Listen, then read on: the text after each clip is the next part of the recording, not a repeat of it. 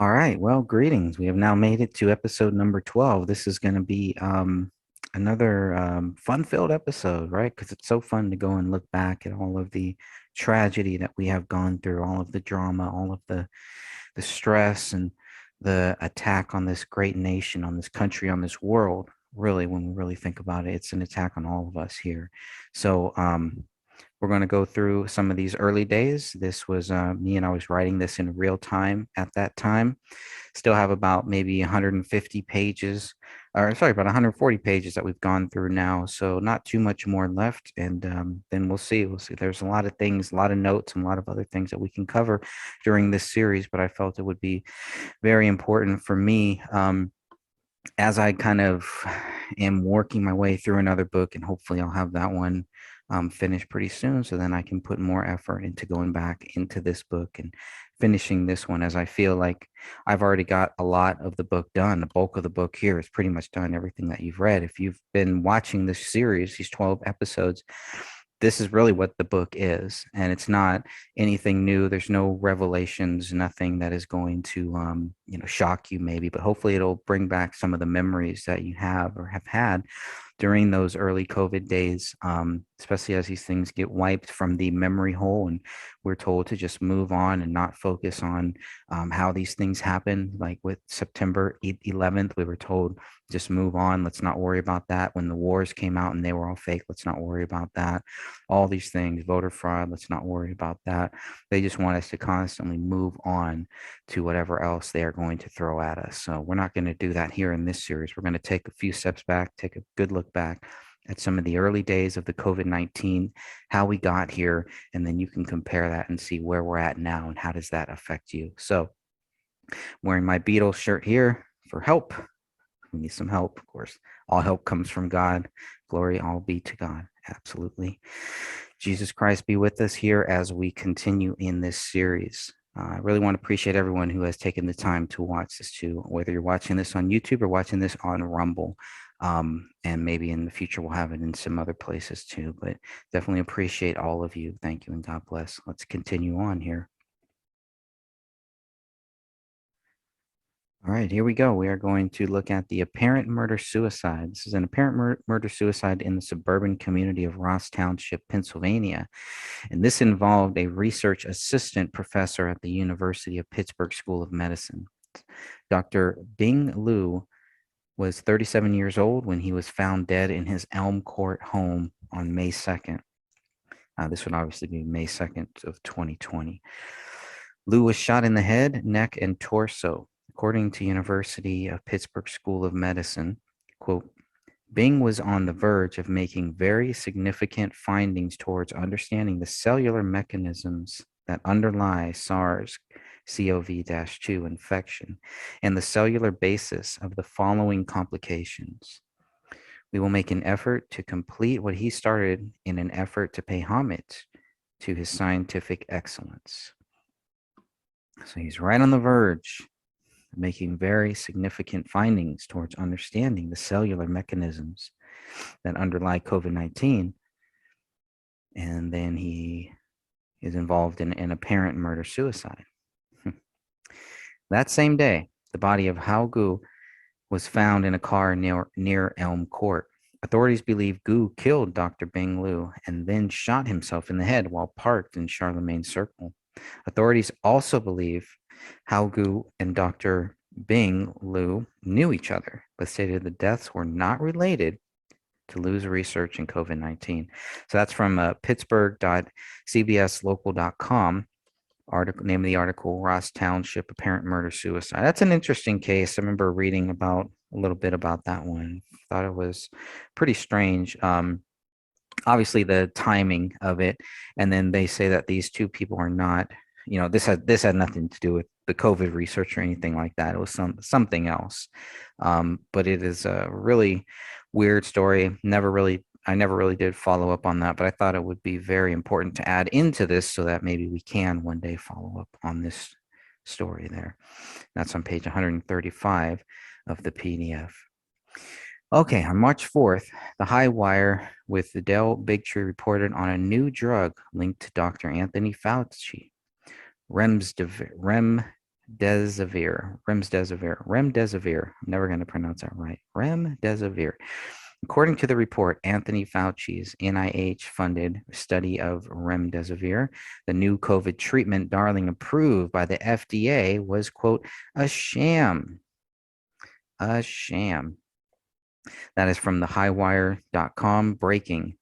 Remdesivir study a sham. Dr. Fauci did not subscribe to the theory that COVID-19 was made in a lab in China, according to his interview with National Geographic.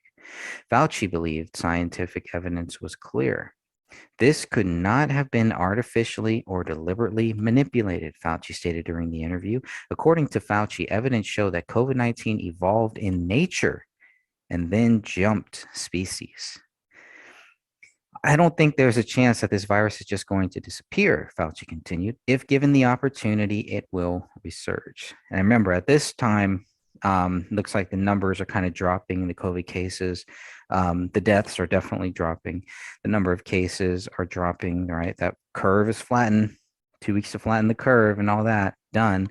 But here we are with still now we're learning more, and now we're seeing Dr. Anthony Fauci, right? He's not really getting to put his message out in Trump speeches in the White House press briefing. So at this point, he's kind of turned his attention to these other places. So where you have the Highwire reporting that the remdesivir study is a sham, then you have Dr. Fauci saying that he doesn't believe in the theory that COVID-19 came from a lab in China. He believes in the bat soup theory, basically. And it's interesting to get some of those quotes where he basically is saying that COVID-19 evolved in nature. Evolved, really? Like these things can evolve? Pretty weird. And then jumped species also. So it's just really weird stuff. And that's from the National Geographic article, 2 articles in there, and from the New York Post, but the National Geographic article. Anthony Fauci, no scientific evidence the coronavirus was made in a Chinese lab. Okay, well, because that was one of the main theories that was going on. Either was bat soup or was made in a lab, either in China or in the USA. Those are really the only 3 theories that I've really heard about. Event 201 may tie into any of those theories. So that is that. All right, let's keep going here. As of May 6, 2020, there were 3,727,802 total reported cases of COVID-19 globally.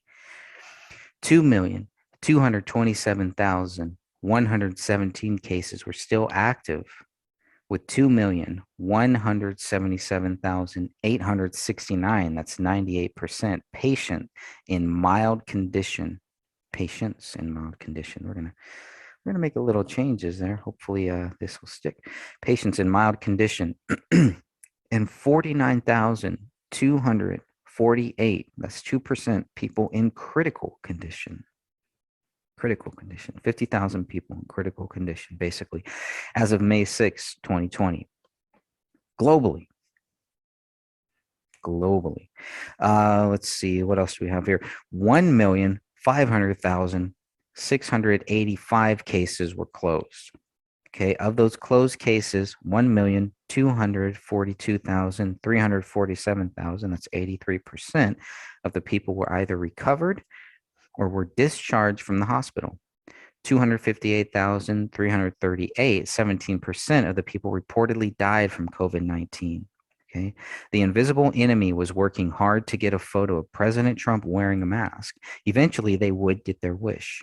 Listening to the questions President Trump was asked during his May 6 press briefing, elements of the invisible enemy became more visible. President Trump was asked why he did not wear a mask during his trip to an Arizona plant.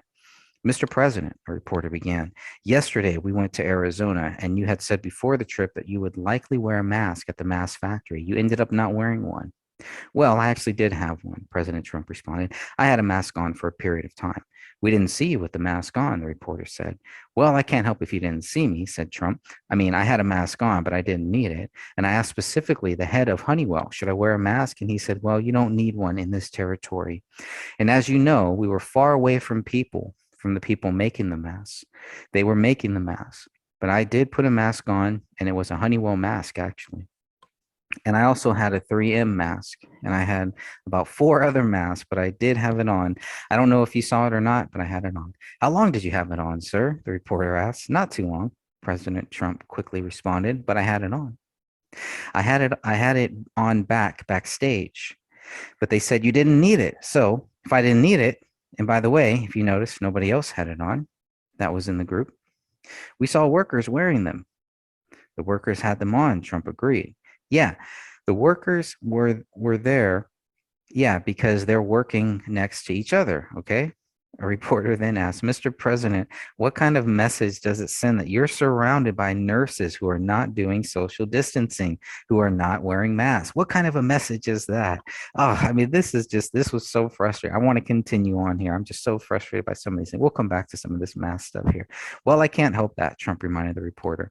I mean, look, I'm trying to be nice. I'm signing a bill and you criticize us. Look, here's the story. There is nothing I can do to satisfy the media, the Democrats, or the fake news. And I understand that.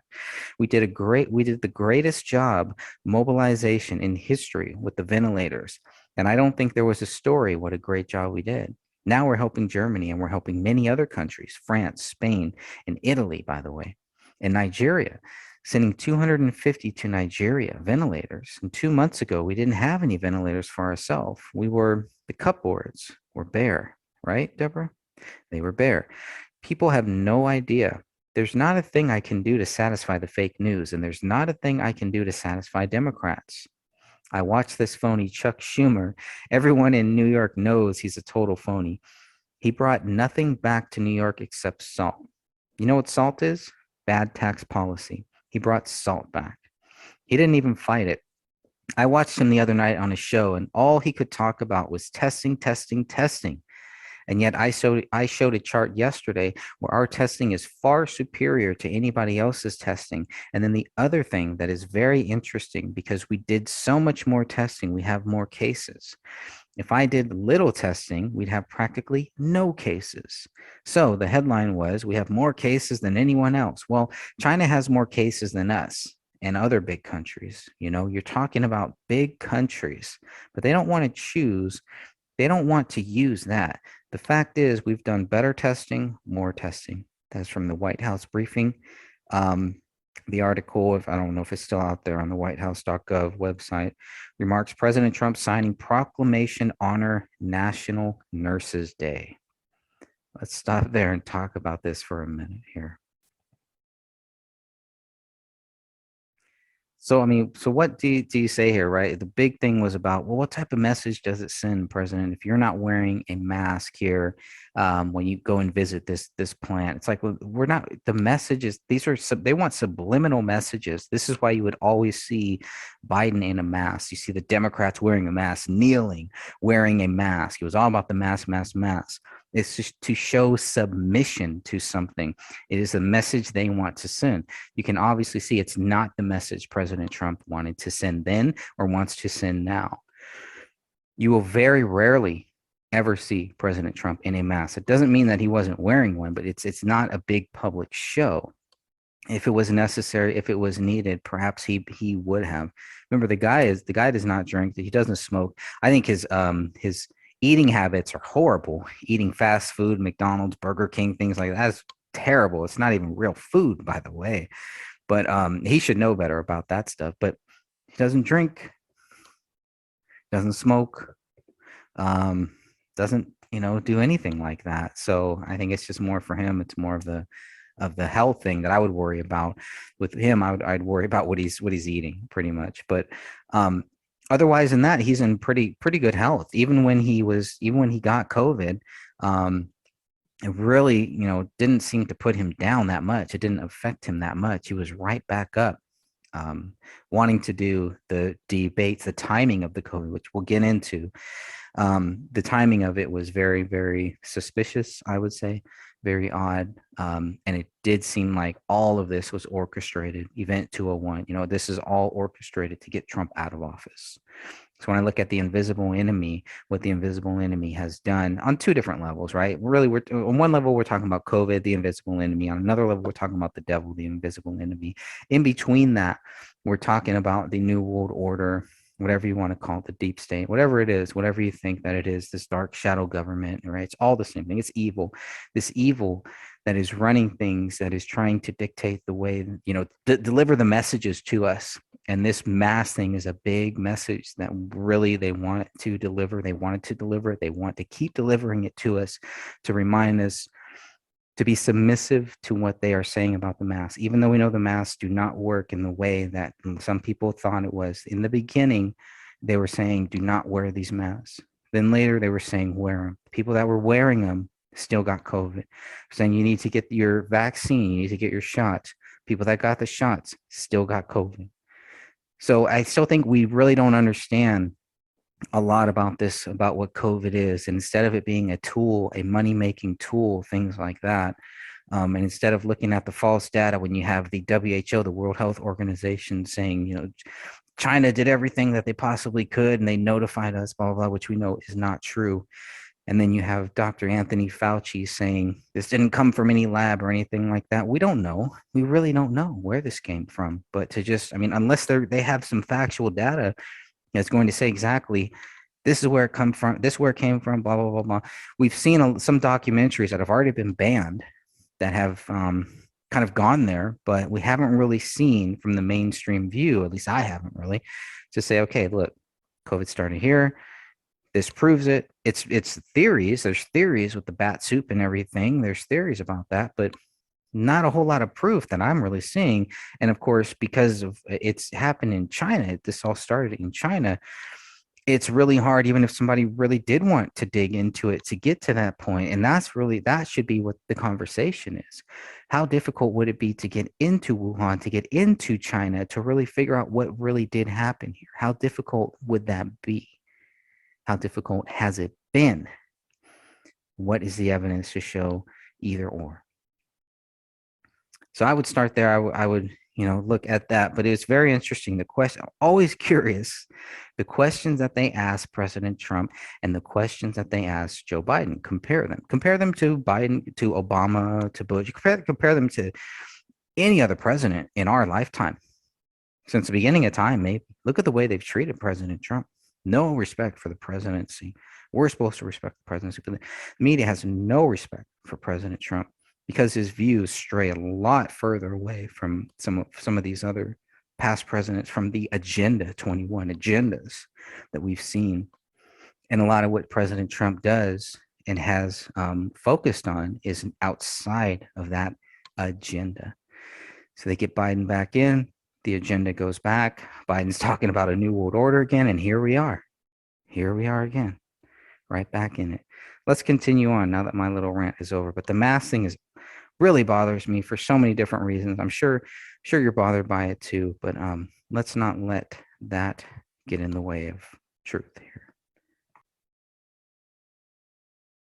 And to find the truth, to make sure that we understand the truth, to get to the truth, to discuss what maybe our differences are in truth are.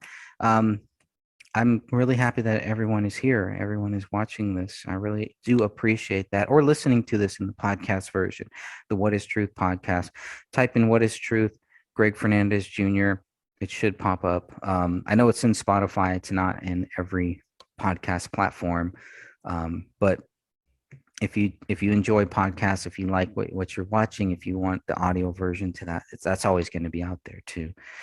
Much less chances of being censored in the audio on Spotify, less chances of being censored on Rumble. So YouTube seems to be the front line that we're standing on here, talking about some serious issues. So let's keep moving on. Okay, so Cherry Health, the health center in Michigan, was accused of staging a line of cars at their COVID-19 test site. As noted on their website, Cherry Health is an independent, nonprofit, federally qualified health center with a primary focus of providing high-quality health services to those who have little or no access to health care, regardless of income or insurance status.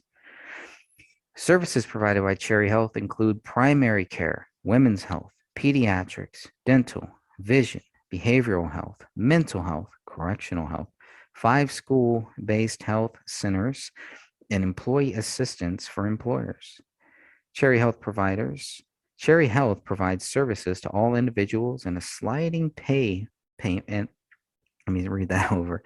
Cherry Health provides services to all individuals in a sliding fee payment scale based on income and family size and is available to those with or without insurance. Medicaid and healthy what is that? Medicaid and Healthy Michigan are accepted, as are many other insurances. So Healthy Michigan must be some insurance, some type of insurance there. That's directly from their website. So most likely I did a copy paste. If I didn't, I'll need to go back and check that. There's a extra space here.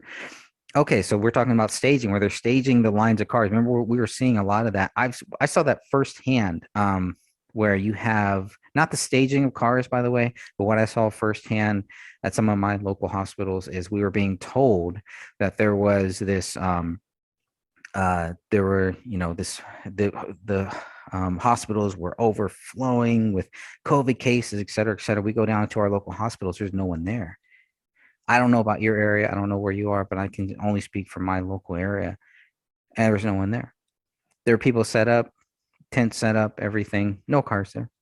Nobody wanting to get tested. Nobody, no, just panic that the media would want us to think that there was, at least not in my area. So that's all that I can say. I can't, I didn't go across the whole country and look at everybody's area, but that's what happened in my area. There is nothing. So just a big nothing. But here we have some of the proof, and this is just one of the cases that we know about too, where there was staging, and the staging was exposed after a Cherry Health after a Cherry Health insider, a quote, Cherry Health insider, came forward and spoke with Project Veritas. Project Veritas has been on top of this for a long time, doing a lot of great things, exposing things just like this. Project Veritas is a nonprofit journalism enterprise whose goal is to, quote, inform the public of wrongdoing and allow the public to make judgments on the issues. The May 6 article by Project Veritas was titled CBS News Blames Cherry Health Clinic for Staging Fake COVID-19 Test Line. Takes down story from YouTube. Uh-oh, better be careful here. This may be another thing to get taken off of YouTube. So we'll see. Sometimes YouTube will take things off and not give you a strike. Other times they'll give you a strike too. So, okay. According to the article, the insider claims someone at CBS knew the fake line of cars. Someone at CBS knew about the fake line of cars. Based on my knowledge, the person told Project Veritas, CBS News has asked Cherry Health to fabricate a line to obtain newsworthy footage. I was given this knowledge from a colleague at Cherry Health. After reviewing their response, I can say definitively that the majority of the line shown in their footage is fake. After CBS had gotten the shot, they wanted the entire line dispersed and drove in separate directions. That's from projectveritas.com. The title of the article, CBS News blames Cherry Health Clinic for staging fake COVID-19 test line. What do you guys think about that one? That's a pretty big thing. And again, this is just one that we know about. How many of these things were happening in our areas, in our towns? The fake news, the big staging. Here we are. I mean, if COVID is so bad, there should be no fake line, no staging necessary.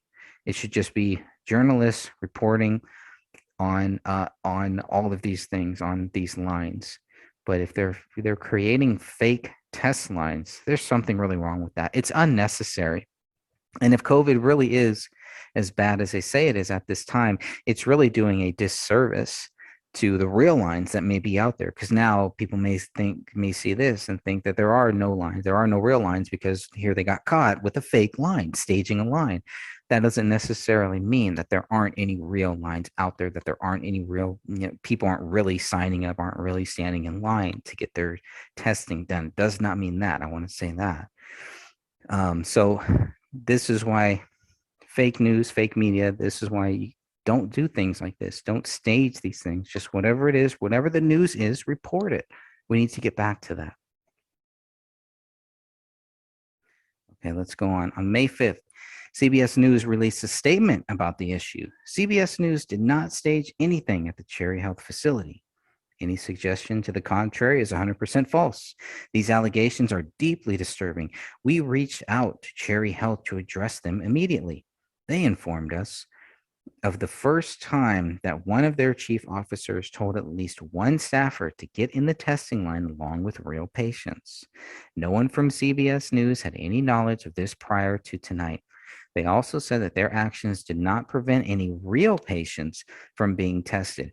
We take the accuracy of our reporting very seriously, and we are removing the Cherry Health portion from the piece. So, few good things here that we see. Just to kind of make it clear, they're kind of doing a little backtrack. They're making it clear that they're not denying that there were people being, fake people going into these real lines here. They're not denying that. And they go to the extent to remove Cherry Health from their articles, from their videos, from their research, basically. But they do not deny that this happened. This incident happened. They recognize that. They just want to make sure that you understand that they were not part of that. They had nothing to do with that. And they did know that there were people who should not have been in those lines that did go in those lines. Okay, so that, at the very least, you have that. So whatever side you stand on, you have to at least understand that there were people who were in those testing lines who were told to get in there who should not have been in there, that were part of somebody staging people in those test lines. Pretty interesting stuff here. All right, let's go back and share the screen. Done yet with this part here. Project Veritas also spoke with President and CEO of Cherry Health, Tasha Blackman. Let me be clear, said Blackman. We are not aware of CBS staging anything as part of their visit to our site. I have never spoken with the president of CBS or any other CBS executive. I did see the line of cars in the video that you shared with me. I can assure you that I did not instruct any staff to get in their cars and line up, and I have no idea when it was filmed or who was in each car. We served 34 patients with COVID-19 tests on the day of the CBS visit. Cherry Health provides care for over 70,000 patients spread across 7 counties. Our patients are the underserved. In most cases, we are their only option for quality health care in the communities we serve. A day later, according to a report on woodtv.com, an NBC affiliated TV station, that's what woodtv.com is. They're an NBC affiliated TV station. Cherry Health is admitting that staffers were involved in a testing line for the purposes of a CBS News report that aired on national television last week. So here you have the president and CEO of Cherry Health, Tasha Blackman, make it very clear. I didn't do this. We are not aware. I didn't know anything. It doesn't mean it didn't happen, because the very next day, Cherry Health is admitting that staffers were involved in a testing line for the purposes of a CBS News report that aired on national television. Wood TV news anchor Brian Sterling briefly reported on the issue. Cherry Health is now admitting that staffers were in line of cars presented to the CBS News network. In that story on national TV, Cherry Health CEO Tasha Blackman just emailed a statement that says staffers were in the line to provide a visual backdrop showing how busy the test site can get. The statement says that part of the intent behind the staging was to protect patient privacy. The individual responsible for the staging has accepted responsibility and expressed remorse. The statement calls the incident a good faith mistake that expresses frustration with how the ordeal has been portrayed. The incident in question came to light after Project Veritas released undercover video of employees talking about staging the test line. There you go. So here we have everything, right? Here is the full story. So even after Project Veritas, some of the greatest, the old school journalism right there, Project Veritas, that's what we need. That's what this country needs. I mean, that's the journalism that I wanted to be part of when I took my journalism classes. That's what I was taught, my I would in high school. In high school, the my journalism teacher was he taught at Berkeley, at Cal State Berkeley, and I learned so much from him, so much from him. Just the basic journalism at such an early age that really I value more and more the more that I look at the news media, the fake news media, everything that we're going through now. The more that I look at what is happening now, I value everything that he taught me so much more. I wish I would have valued it a lot more then. I understand why God didn't want me to take that route. I get it now. I didn't understand it then, but I get it now. But those life lessons have helped me so much when we think about what journalism should be, what it takes to be a good journalist, the sacrifices sometimes you do have to make. And it's just so impressive. Project Veritas, and recently they've been under attack a lot more too. But this is such what they did is exactly what good journalists do, what great journalists do. What we need more of our journalists to do is exactly what they did here. They reported, this person said it. So even after Project Veritas talks to the Cherry Health CEO, she's like, I know we didn't do anything. No, we don't know anything about that, right? Kind of the passing the buck. CBS is blaming Cherry Health. Cherry Health is like, we don't know what's going on. We don't know what CBS is doing or whatever. And then finally, Cherry Health had to admit that, yeah, they did have people in those lines. Their reasoning for it gave them some type of an out. If people were looking for an out, if they wanted to look for a way to understand why Cherry Health would do this, right? They provided some reasoning, which, we see that patients health, patients privacy and all this. Like, what? No, sorry, not gonna buy. I'm not buying that anyways. I mean, I don't agree with it. Maybe that was the reasoning, maybe that was it, but it made absolutely no sense, and it does a total discredit to the real COVID cases out there. That's why the issue with false positives is such a big issue, because if you have so many false positives out there, it really can take away from the real COVID cases, the people that really test positive for real reasons, right? We talked about some of those the tests, not fake testing, but the testing kits that had COVID on them. The testing kits were testing positive for COVID, right? So you have all of this stuff here, and this is why we need good journalists. This is why journalists are under attack in this country and in this world here, all over here. On Getter, I'm on Getter, and I see a lot of this stuff that are in the Chinese language. So I mean, there's always a way to get the message out there. There's always a way for journalists to get their message out there. It's not easy. I get it. It's really, really difficult. And there's a lot of sacrifice that is involved in it, but it's so great when we have some people that have the opportunity, that have the means to actually take those risks and deal with them. So Project Veritas, I think, has done a great job of kind of showing all of these different sides. And here in the end, because of what they did, because of what they started, it triggered CBS to respond. It triggered Cherry Health to respond, and it really got us to the truth where, yes, whatever you want to say, it's not fake news. Yes, they did stage those lines of cars for whatever reason. They did that, and they should not have. I don't think anyone can disagree with that. And they got caught. That's the other thing, is they got caught. We don't know how many other people out there, how many other incidents like that out there happened where people just did not get caught. Sad but true. All right, let's read on a little bit more. That was a pretty fired, pretty fired up article right there. So let's go on. Let's hear what President Trump has to say on May 8, 2020. Here we go. We're rebuilding our country, President Trump said while meeting with Republican members of Congress on May 8, 2020. We had the greatest economy in the history of the world. No country had anywhere near us. And we had the best we've ever had.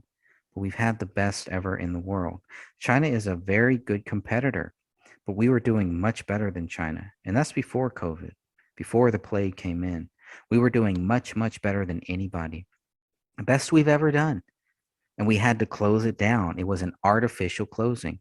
We had to just close it down. Never happened. A thing like that never happened before. We did the right thing. It's horrible what happened. It should have been stopped. It should have been stopped where it came from, which was China. It could have been stopped easily and quickly, and for some reason, they were unable to do it. I think they tried, but it got away from them, I guess. But it's a shame. And so many hundreds of thousands of people around the world have been killed, 184 countries. But we're going to build our country back, and we're going to build it back fast. This group of people, we all did it before, and we'll do it again. So we are in a position where we have to start all over again, President Trump continued. And we will start all over again. And we'll build something that was even better than we had before, recognizing that so many people have died. So many people have died. That's the one thing we can't do anything about, unfortunately. What I can say is if we did it different in a different way, if we went hard, if we just let's wing it, we would have been talking about numbers that would have been unsustainable and unacceptable. You look on the screens, you look on the television today, and you see body bags and you see mass graves. And we may be talking about 95,000 people ultimately. We may be talking about something more than that. But if you take a low number, 1.5 million, so you multiply whatever number we're talking about, 15, it would not be acceptable. It would not. It's not acceptable now. One person isn't acceptable, let alone perhaps 100,000. So we're going to rebuild it. We're going to rebuild it back as fast as we can. I think we're going to have an incredible transition, but transition leads to fourth quarter. Third quarter, I call it transition. We'll start to see it. It's already happening. People want to come back. I think everybody in this room realizes we have to come back. Otherwise, you have a broken country. You'll never be able to do it again. You'll never be able to build this miracle. It's a miracle what we did, what all of us did, and what many people before us did. You'll never be able to build it again. The people want to come back. Tesla is filing a lawsuit against Alameda County immediately, Elon Musk tweeted on May 9th, 2020.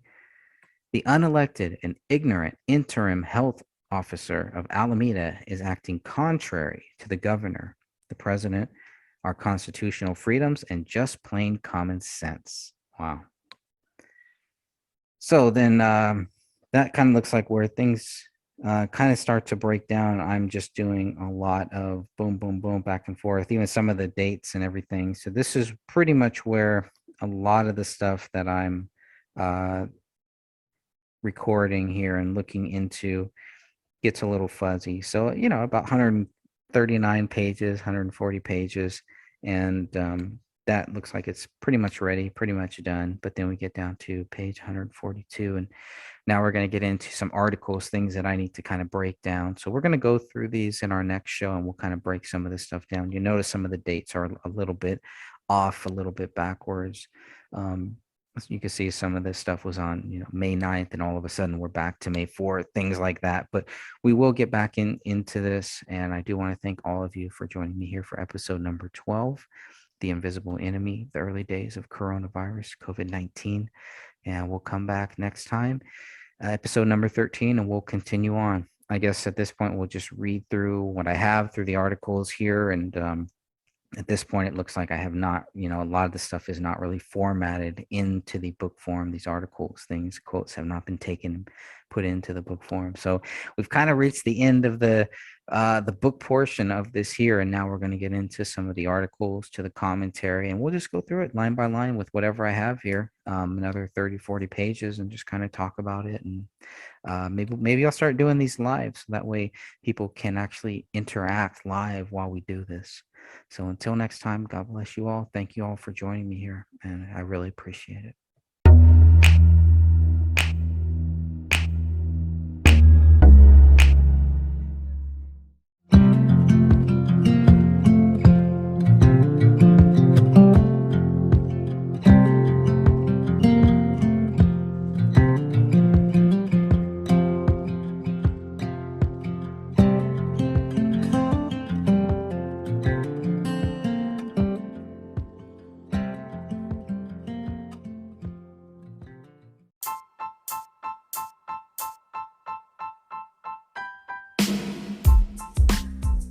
Hey, what's up, everybody? This is Ross from Planet X Filmworks channel on YouTube and the Zodiac Files True Crime series. Check it out, and shout out to Greg and the Gray Stage channel. Their content is amazing.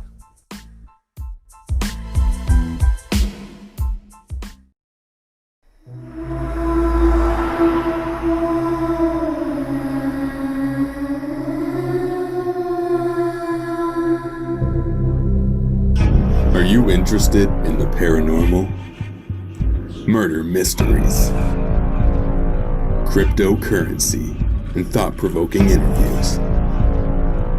Then check out Crypt Rick's I've Been Thinking on YouTube, or every Monday night at 6 p.m. Eastern Standard Time. Studio A at Revolution Radio, freedomslips.com.